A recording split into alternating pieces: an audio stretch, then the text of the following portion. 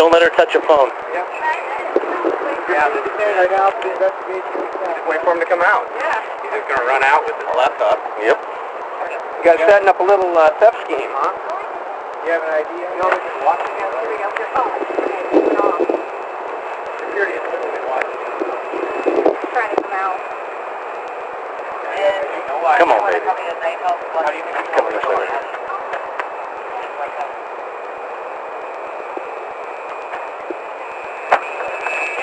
Oh, my God. Hey, buddy. Wow, that worked out great. Yeah. For two. Yeah, for two. Yeah. Brandon, grab an arm here. Oh. Do not move, okay? Didn't work this time. No, we just sat out there and waited for him. Good job, guys. Yeah, this is it. Right now for the investigation. Just wait for him to come out. Yeah. He's just going to run out with his laptop. Yep.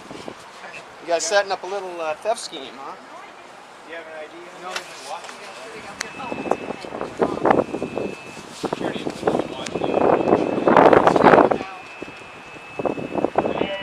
Come on, baby. How do you think It's coming this way right here.